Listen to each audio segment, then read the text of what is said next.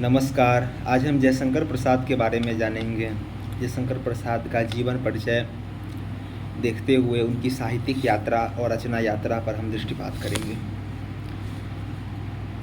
जीवन के सौंदर्य को रचनात्मक स्वर देने वाले एक महान कवि, समर्थ रचनाकार जयशंकर प्रसाद हुए। 30 जनवरी 1889 ईस्वी को प्रसाद का जन्म काशी में हुआ था। इनके पिता का नाम बाबू देवकी प्रसाद था और ये नामी व्यवसायी थे। वे तंबाकू का व्यवसाय करते थे और प्रसाद का परिवार सोहनी साहू परिवार के नाम से विख्यात था। बचपन से ही जयशंकर प्रसाद ने साहित्य सृजन प्रारंभ कर दिया। प्रारंभ में वे कलाधर उपनाम से लिखते थे ब्रजभाषा में। 1905 ईस्वी में 16 वर्ष की आयु में उनकी पहली रचना प्रेम पथिक का प्रकाशन होता है। 1913 में करुणालय का प्रकाशन होता है। 1914 में ही खंड काव्य प्रेम पथिक का प्रकाशन होता है। 1914 में ही महाराणा का महत्व प्रकाशित होता है और महाराणा के महत्व रचना के माध्यम से हम प्रसाद के राष्ट्रीय चेतना की जो प्रखरता की अभिव्यक्ति हम जान सकते हैं। 1918 में चित्राधार का प्रकाशन हुआ। 1918 में कानन कुसुम का प्रकाशन हुआ। 1925 में खंड काव्य आंसू छपा। 1927 में गीतों का संग्रह झरना शीर्षक से प्रकाशित हुआ। 1935 में लहर के गीत सामने आए और 1936 में उनका अप्रतिम महाकाव्य कामायनी का प्रकाशन हुआ। एक कवि के रूप में प्रसाद ने प्रेम को, सौंदर्य को, राष्ट्रीयता को महत्व दिया, काव्यात्मक अभिव्यक्ति दी, गरिमा दिया।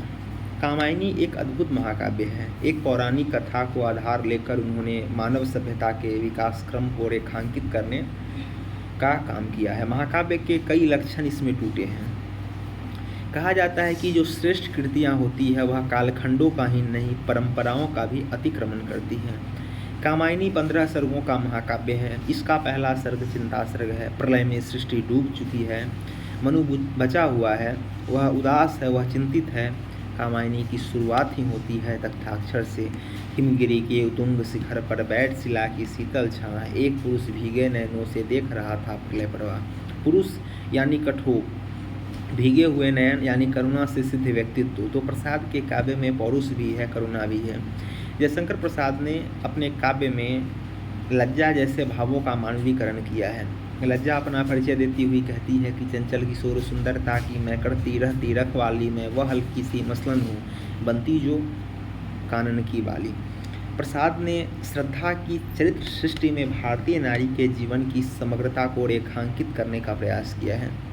प्रसाद कहते हैं कि क्या कहती हो ठहरो नारी, संकल्प अश्रुजल से अपने, तुम दान कर चुकी पहले ही जीवन के सोने से सपने। वे यह भी कहती है कि नारी तुम केवल श्रद्धा हो, विश्वास रजत पग नगतल में, पीयूष स्रोत सी बहा करो जीवन के सुंदर समतल में। प्रसाद की प्रेम दृष्टि भी व्यापक है। वे कहते हैं कि पागल रे वह मिलता है कब, उसको तो देते ही हैं सब, अश्रु के कनकन में घिरकर यह विश्व लिए हैं ऋण उधार, फिर क्यों त्यों कर उठता पुकार, दे मुझे क्यों न मिला प्यार। कामायनी में शैव दर्शन है। कश्मीरी शैव दर्शन के 2 रूप माने गए हैं, प्रतिविज्ञा दर्शन और स्पंद दर्शन। कामायनी प्रतिविज्ञा दर्शन का श्रेष्ठतम महाकाव्य है। जो शिव है वही जीव है, इसकी पहचान ही प्रतिविज्ञा दर्शन है। एक कवि के साथ एक नाटककार के रूप में जयशंकर प्रसाद का ऐतिहासिक महत्व है। उनका पहला नाटक सज्जन 1910-11 में प्रकाशित हुआ। 1910-11 में इंदू के 4 अंकों में इसका प्रकाशन हुआ। इंदू पत्रिका के सूत्रधार यही थे। इनके भांजे अंबिका प्रसाद गुप्त ने ही इसका प्रकाशन किया। 1912 में नागरी प्रचारणी पत्रिका में इनकी दूसरी नाट्य कृति कल्याणी परिणय का प्रकाशन हुआ। 1912 में ही इंदू में करुणालय का प्रकाशन हुआ। 1914 में प्रायश्चित छपा। 1915 में राजश्री का प्रकाशन इंदू पत्रिका में हुआ। 1921 में विशाख का प्रकाशन हुआ। 1922 में अजात शत्रु का प्रकाशन हुआ। तो एक श्रेष्ठ नाटककार के रूप में जयशंकर प्रसाद सर्वमान्य हुए। 1923-24 में प्रतीक नाटक लिखा था कामना नाम से। जयशंकर प्रसाद के अन्य नाटक जिनकी पृष्ठभूमि एक घूंट और कामना के अतिरिक्त या तो ऐतिहासिक है या पौराणिक है। कामना एक प्रतीक नाटक है और कई लोगों ने माना है कि कामायनी के बीज तत्व कामना में ही दिखलाई देते हैं। 1926 में जन्मेजय का नागयज्ञ की रचना करते हैं। परीक्षित के पुत्र ने जो नाग यज्ञ किया था उस पर आधारित यह पौराणिक नाटक है। 1928 में स्कंदगुप्त का प्रकाशन हुआ। स्कंदगुप्त इतिहास और कल्पना का मणिकांचन योग है। इस नाटक में प्रेम की व्यापकता और समग्रता को हम देख सकते हैं। देश प्रेम, प्रकृति प्रेम, मूल्य प्रेम को इसमें हम देख सकते हैं। 1930 में एक घूंट का प्रकाशन हुआ जिसे कई लोग एकांकी मानते हैं। 1931 में चंद्रगुप्त का प्रकाशन हुआ और 1933 में उनकी अंतिम नाट्यकृति ध्रुव स्वामिनी का प्रकाशन हुआ। प्रसाद ने अपने नाटकों में जिस भाषा का प्रयोग किया है वह भाषा अपने प्रवाह के कारण, भावानुकूलता के कारण, पात्रोचित होने के कारण काफ़ी महत्व रखता है। उनका चाणक्य कहता है वह कारागार में बंद है। उसे मुक्त कराने जब आचार्य जानते हैं कि पाणिनि के सूत्रों को खोजना है तो उनका चाणक्य उत्तर देता है कि वह भाषा को ठीक करने से पहले आदमी को ठीक करना चाहता है। प्रसाद के नाटकों में जो राष्ट्रीयता है वह अनुपम है।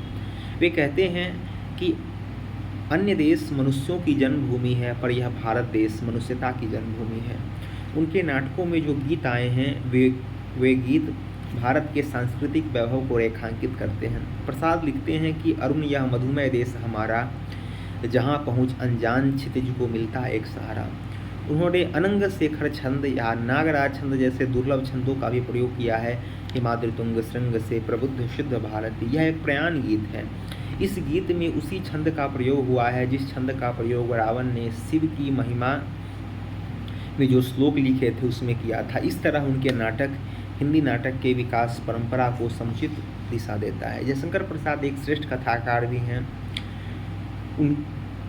उन्हें आरंभिक कथाकारों में परिगणित किया जाता है। उनकी पहली कहानी ग्राम मानी जाती है और 1912 में उनका पहला कहानी संग्रह छाया है जो संभवतः हिंदी का पहला कहानी संग्रह भी है। इसमें 11 कहानियाँ संकलित हैं। इनका दूसरा कहानी संग्रह प्रतिध्वनि है, 1926 में प्रकाशित। इसमें 15 कहानियाँ हैं। इनका तीसरा कहानी संग्रह 1929 में छपा आंधी नाम से, इसमें 11 कहानियाँ हैं। इनका चौथा कहानी संग्रह आकाशदीप 1931 में छपा, इसमें 19 कहानियाँ हैं। और इनका पांचवा और अंतिम कहानी संग्रह 1936 में छपा इंद्रजाल नाम से, इसमें 14 कहानी हैं। इन्हें भाववादी कहानीकार कहा जाता है, लेकिन विराम चिन्ह, मधुआ जैसे कहानी में इनका जो यथार्थ बोध है वह पूरी तरह से मुखर हुआ है। प्रसाद ने 3 उपन्यास भी लिखे हैं। कंकाल उनका पहला उपन्यास है, 1930 में प्रकाशित, और स्वयं प्रेमचंद्र ने हंस में इसकी समीक्षा की और इसे हिंदी उपन्यास की यथार्थवादी धारा की एक महत्वपूर्ण उपलब्धि उन्होंने बतलाया। 1934 में उन्होंने तितली नाम से उपन्यास लिखा और 1934 में इरावती की रचना कर रहे थे तो असमय निधन के बाद यह अधूरा रह गया। प्रसाद का साहित्य मानव की मुक्ति का साहित्य है, मानवीय संवेदना को परिष्कृत करने वाला साहित्य है। प्रसाद ने चिंतन भी किया है, विचार को रचना में पिरोया भी है। काव्य कला व अन्य निबंध इनकी कृति है जिसमें उन्होंने काव्य पर, कला पर, नाटक पर, रंगमंच पर गहराई से चिंतन किया है। प्रसाद को लंबी आयु नहीं मिली, लेकिन कम समय में ही हिंदी साहित्य को जो उन्होंने दिया वह व्यापक है और इस महान कवि की रचना की शक्ति को वह रेखांकित करने वाली कृति है। हमारे सौंदर्य बोध को जीवंत करने में, हमारे भीतर के उल्लास को जागृत करने में, हमें अपने गौरवशाली परंपरा को पहचानने की दृष्टि देने के लिए जयशंकर प्रसाद का काव्य प्रासंगिक है। इन्हीं बातों के साथ मैं शिव मंगल सिंह सुमन की 4 पंक्तियों का वाचन करके अपनी वाणी को विराम देना चाहता हूँ। शिव मंगल सिंह सुमन ने निराला के निधन के पश्चात उनके याद में कहते हैं कि तुम पास रहे तो सुनने को मन करता था, तुम चले गए तो चूमने को मन करता है, तुम पास रहे तो बिखरी बिखरी सांसें थी, तुम चले गए तो सुनने को मन करता है। धन्यवाद।